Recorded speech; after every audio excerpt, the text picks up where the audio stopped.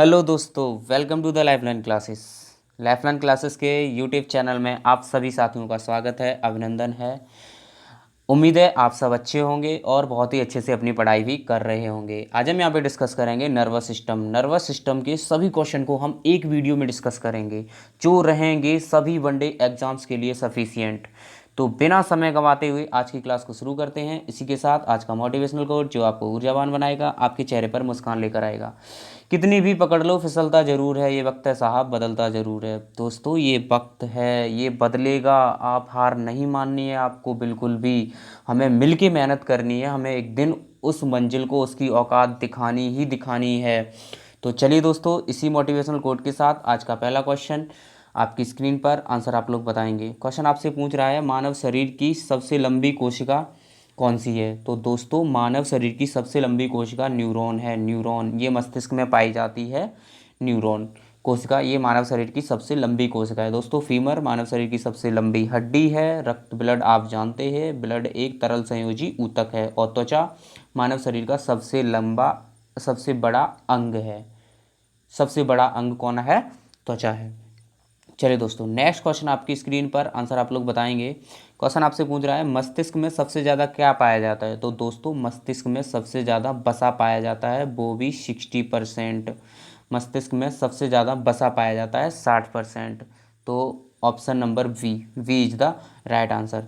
Next question आपकी screen पर, answer आप लोग बताएंगे। क्वेश्चन आपसे पूछ रहा है मस्तिष्क के पास कौन सी लेयर होती है।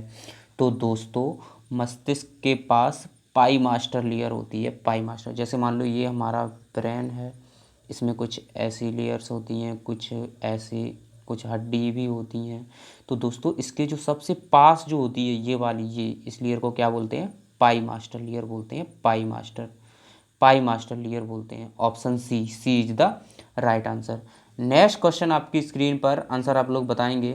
क्वेश्चन आपसे पूछ रहा है कि मस्तिष्क का बैक्टीरिया या वायरस से संक्रमित होने पर किसका क्षय होता है। तो दोस्तों मस्तिष्क का बैक्टीरिया या वायरस के कारण संक्रमित होने से मेनिंजाइटिस का क्षय होता है। इसमें क्या होता है कि इसमें मस्तिष्क में पानी की मात्रा बढ़ जाती है और तंत्रिकाएं कार्य करना बंद कर देती हैं।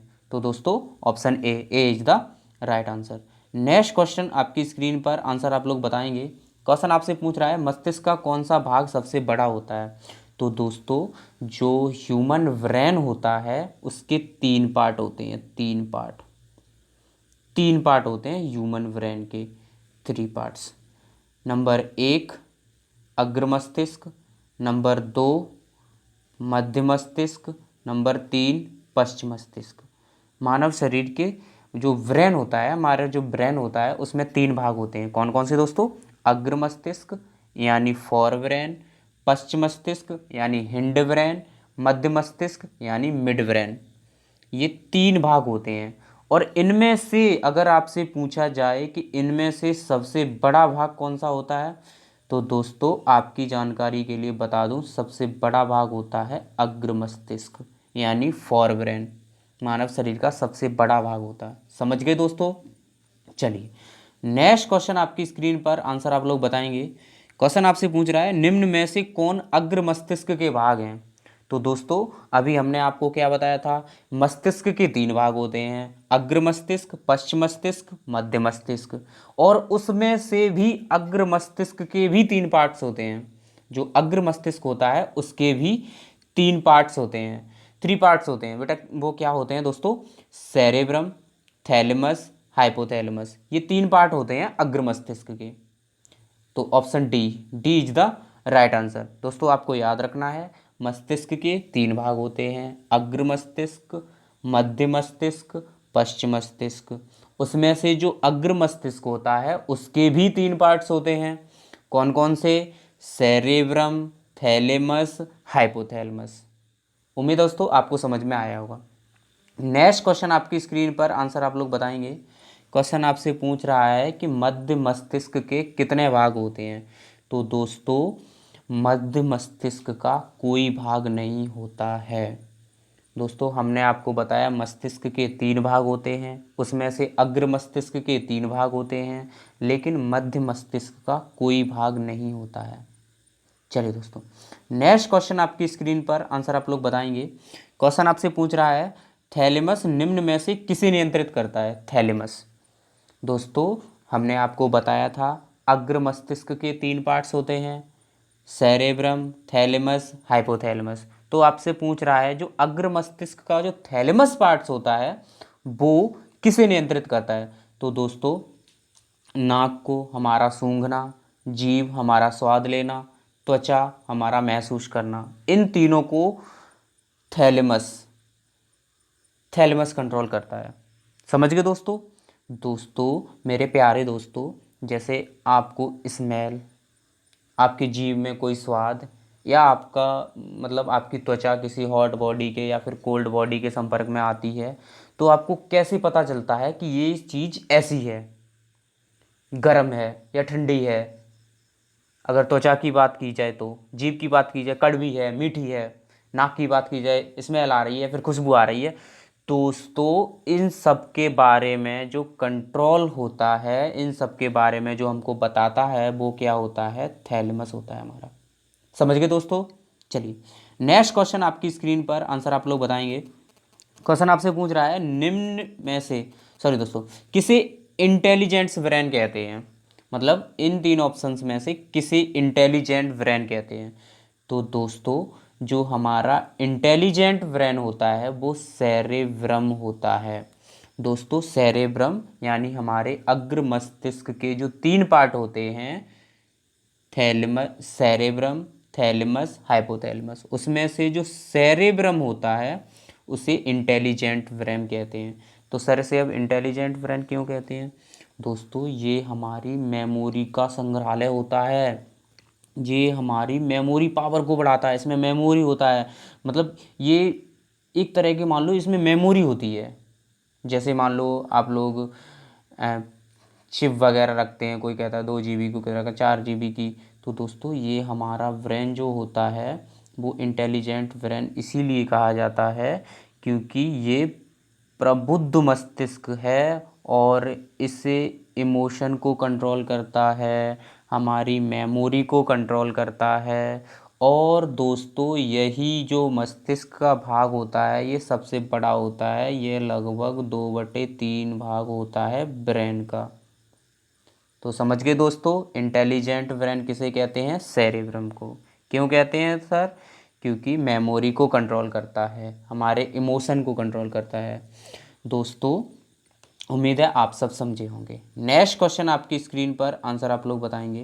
क्वेश्चन आपसे पूछ रहा है कि मानव शरीर के तापमान को कौन कंट्रोल करता है? तो दोस्तों मानव शरीर के तापमान को हाइपोथैलेमस कंट्रोल करता है। और सर हाइपोथैलेमस और क्या क्या कंट्रोल करता है? तो दोस्तों प्यारे दोस्तों आपकी जानकारी के लिए बता दूं, हाइपोथैलेमस जो हमारा ब्रेन है, जो ब्रेन का पार्ट है हाइपोथैलेमस, ये शरीर के तापमान को, भूख लगना, हमारी भावनाएं हमारी भावनाएं, प्यास लगना, गुस्सा आना, ये सभी चीज़ों को कंट्रोल करता है हाइपोथैलेमस। दोस्तों आपने सुना होगा कि वो लड़की मेरा दिल चुरा ले गई, लेकिन दोस्तों आपकी जानकारी के लिए बता दूं कि दिल नहीं, वो आपका हाइपोथैलेमस चुरा ले गई। दोस्तों ये प्यार व्यार कुछ होता ही नहीं है, ये क्या है? एक अट्रैक्शन है, एक तरह का अट्रैक्शन है जो हाइपोथैलेमस हमसे करवाता है। दोस्तों आप यकीन मानो इस चीज़ का, ये कुछ नहीं है, ये सब भटकाने वाली चीज़ है। हमारा हाइपोथैलेमस क्या होता है कि हाइपोथैलेमस का काम होता है ये भावनाएं, दुख दर्द महसूस करना, भूख लगना, खाना खाना, प्यार प्यार, ये सब अपना हाइपोथैलेमस ही कंट्रोल करता है। इसीलिए जो प्यार व्यार है दोस्तों ये कुछ नहीं है, आप इस चक्कर में ना पड़िएगा, अपनी मेहनत कीजिएगा, कुछ हासिल कीजिएगा, उसके बाद सब कुछ मिलेगा। चलिए दोस्तों नेक्स्ट क्वेश्चन आपकी स्क्रीन पर, आंसर आप लोग बताएंगे। क्वेश्चन आपसे पूछ रहा है हार्ड डिस्क ऑफ ब्रेन किसे कहते हैं? तो हार्ड डिस्क ऑफ ब्रेन दोस्तों कहते हैं हिप्पोकैम्पस को। हिप्पोकैम्पस को हम लोग हार्ड डिस्क ऑफ ब्रेन कहते हैं। ये क्या होता है? ये हमारे सेरेब्रम का 5वां लोब होता है। चलिए दोस्तों, नेक्स्ट क्वेश्चन आपकी स्क्रीन पर, आंसर आप लोग बताएंगे। क्वेश्चन आपसे पूछ रहा है निम्न में से कौन मध्य मस्तिष्क के भाग हैं। तो निम्न में से कौन मध्य मस्तिष्क के भाग हैं। दोस्तों हमने आपको पहले भी बताया था मध्य मस्तिष्क के कोई भी भाग नहीं होता है, तो इनमें से कोई नहीं। Option D, D is the right answer. तो सर ये तीनों क्या हैं दोस्तों, ये तीनों हमारे पश्चिम मस्तिष्क के भाग हैं। कौन से मस्तिष्क के, पश्चिम मस्तिष्क के भाग हैं ये तीनों, मेडुला ऑब्लंगेटा, पोन्स और सेरेब्रम। दोस्तों एक था सेरेब्रम, ये है सेरेब्रम, याद रखना दोस्तों। जो क्या होता है दोस्तों, जो सेरेब्रम जो होता है हमारा, जो मेडुला मेडुला जो ऑब्लंगेटा होता है, ये दोस्तों क्या करता है, इनके कार्य मैं आपको समझा देता हूँ। जो मेडुला ऑब्लंगेटा होता है ये हमारी जैविक क्रियाएं और कुछ सहायक क्रियाएं इसको कंट्रोल करता है। जैसे दोस्तों, जैसे आपकी जानकारी के लिए बता दूं दोस्तों, जैसे जैसे आपका श्वसन तंत्र है, ये इसको कंट्रोल करता है। ये हमारी अनैच्छिक क्रिया है, मतलब ये हमारी इच्छा से नहीं हो रही है, लेकिन काम कौन करवा रहा है, मेडुला ऑब्लंगेटा करवा रहा है। दोस्तों कुछ क्रियाएं जो हम लोग कंट्रोल कर सकते हैं, जैसे छींक आना, खांसी, खुर्राटे, हिचकी, ये सब कौन करता है, मेडुला ऑब्लंगेटा का कार्य होता है ये दोस्तों। सर पॉन्स क्या है, जी पॉन्स जो होता है ये हमारे निद्रा चक्र को कंट्रोल करता है दोस्तों, निद्रा चक्र को। पॉन्स क्या करता है, हमारे निद्रा चक्र को कंट्रोल करता है, निद्रा चक्र को, मतलब हमें कब सोना है कब जागना है इस चीज़ का ख्याल रखता है पॉन्स। पॉन्स का काम होता है ये। क्या होता है दोस्तों, इसमें मेलाटोनिन हार्मोन्स निकलते हैं, मेलाटोनिन हार्मोन्स निकलते हैं, यही हमारे निद्रा चक्र को, जैसे जैसे रात होती जाती है हार्मोन्स निकलते हैं, दिन के समय हार्मोन्स नहीं निकलते हैं, इसलिए हम लोग दिन में नींद कम आती है, रात को नींद ज़्यादा आती है। दोस्तों इसी पॉन्स को हम लोग पोस्ट ऑफिस भी कहते हैं, पोस्ट ऑफिस ऑफ ब्रेन, मतलब पोस्ट ऑफिस भी कहा जाता है। क्या करता है ये सूचनाओं को स्टोर करके रखता है और ज़रूरत पड़ने पर वहाँ वहाँ सूचनाओं को भेजता है। समझ दोस्तों। अगला है सेरेब्रम। दोस्तों सेरेब्रम क्या है, तो ये सेरेब्रम जो है ये हमारा छोटा दिमाग कहा जाता है, छोटा दिमाग। इसे छोटा दिमाग क्यों कहा जाता है, तो छोटा दिमाग इसलिए कहा जाता है, ये जीवन का वृक्ष है, क्योंकि हमारे ये इसे जीवन का वृक्ष भी कहा जाता है, क्योंकि ये हमारे पेशी संकुचन को, चल क्रिया को, शरीर के संतुलन को, हमारे बोलना, ये सब करता है सेरेब्रम कंट्रोल, सेरेब्रम। समझ गए दोस्तों। चलिए दोस्तों, नेक्स्ट क्वेश्चन आपकी स्क्रीन पर, आंसर आप लोग बताएंगे। क्वेश्चन आपसे पूछ रहा है किसे जीवन का वृक्ष कहा जाता है। दोस्तों हमने पहले ही बताया था, अभी जीवन का वृक्ष किसे कहा जाता है, सेरेब्रम को कहा जाता है, सेरेब्रम को कहा जाता है जीवन का वृक्ष, क्योंकि ये हमारी पेशीय संकुचन, चलना और शरीर का संतुलन, बोलना, इन सबको नियंत्रित करता है। दोस्तों क्या आपको पता है जब कोई व्यक्ति शराब पी लेता है उसके बाद वो बड़बड़ाता है, ऐसा क्यों होता है, क्योंकि उससे हमारा सेरेब्रम प्रभावित होता है, इसीलिए वह ऐसे सेरेब्रम जब प्रभावित होता है तो मुंह से कुछ भी निकलता है। चलिए दोस्तों, नेक्स्ट क्वेश्चन आपकी स्क्रीन पर, आंसर आप लोग बताएंगे। क्वेश्चन आपसे पूछ रहा है ब्रेन स्टेम किससे मिलकर बनी होती है। तो दोस्तों आपकी जानकारी के लिए बता दूं, brain stem mid brain, pons और मेडुला तीनों से मिलकर बनी होती है brain stem. Option D, D is the right answer. दोस्तों जो जो मिड ब्रेन, सॉरी दोस्तों, जो पॉन्स होता है ना, वो ब्रेन स्टेम का सबसे बड़ा भाग होता है, सबसे बड़ा, ब्रेन स्टेम का सबसे बड़ा, ब्रेन स्टेम का सबसे बड़ा भाग होता है पॉन्स। समझ गए दोस्तों। चलिए नेक्स्ट क्वेश्चन आपकी स्क्रीन पर, आंसर आप लोग बताएंगे। क्वेश्चन आपसे पूछ रहा है तंत्रिका तंत्र की संरचनात्मक और कार्यात्मक इकाई क्या है। तो तंत्रिका तंत्र की संरचनात्मक और कार्यात्मक इकाई है दोस्तों neuron, neuron. Option A is the right answer. दोस्तों कोशिका मानव शरीर की सबसे मतलब कार्यात्मक तथा संरचनात्मक इकाई है। किडनी की नेफ्रॉन है। दोस्तों जो न्यूरॉन होता है उसका स्ट्रक्चर कुछ इस तरह से होता है दोस्तों, इस तरह से, इस तरह से, इसमें से इस तरह से निकले हुए होते हैं बहुत सारे छोटे छोटे गुटकाएँ से निकले होते हैं और इस तरह से ऐसा होता है। बीच में जो संदेश ऐसे इस तरह से, तो जो संदेश जो होता है एक न्यूरॉन से दूसरे न्यूरॉन के बीच में जाता है दोस्तों एक्सॉन के द्वारा, इसे कहते हैं एक्सॉन। तो एक संदेश दूसरे न्यूरॉन्स के पास कैसे जाता है? एक्सॉन के द्वारा, और एक्सॉन इसी में होता है, इसमें इस तरह से जुड़ा हुआ होता है, इस तरह। चलिए दोस्तों, नेक्स्ट क्वेश्चन आपकी स्क्रीन पर दोस्तों ये नोट करके दिया हुआ गया कि मानव शरीर में सबसे लंबी तंत्रिका कोशिका होती है सियाटिक नर्व, जो मेरुरज्जु के यहाँ से लेकर पैर के अंगूठे तक विस्तृत होती है। चलिए दोस्तों, नेक्स्ट क्वेश्चन आपकी स्क्रीन पर, आंसर आप लोग बताएंगे। क्वेश्चन आपसे पूछ रहा है दोस्तों, दो न्यूरॉन्स के बीच के गैप को क्या कहते हैं? तो दोस्तों दो न्यूरॉन के बीच के गैप को साइनेप्स कहते हैं, साइनेप्स। दोस्तों एक्सॉन के बारे में हमने आपको अभी क्या बताया था? एक्सॉन क्या होता है? किसी संदेश को एक न्यूरॉन से दूसरे न्यूरॉन्स के बीच ले जाने का कार्य कौन करता है? एक्सॉन करता है, एक्सॉन। समझ गए दोस्तों? चलिए नेक्स्ट क्वेश्चन आपकी स्क्रीन पर, आंसर आप लोग बताएंगे। क्वेश्चन आपसे पूछ रहा है किसे लव हॉर्मोन्स कहते हैं? तो दोस्तों लव हार्मोन कहा जाता है ऑक्सीटोसिन को। दोस्तों ये क्या होता है कि जो हमारी माँ हमसे प्यार करती है, उसमें क्या होता है, उसमें जो ऐसी भावनाएं जब हमारे मन में आती हैं तो उस समय क्या होता है, ऑक्सीटोसिन हार्मोन्स रिलीज होता है। इसमें क्या होता है दोस्तों, प्यार, विश्वास, माँ शिशु संबंध, रोमांटिक भावना या रोमांटिक लगाव, ये सब कब होते हैं? जब हमसे ऑक्सीटोसिन हार्मोन का रिलीज होता है तब। दोस्तों ये डोपामाइन क्या है?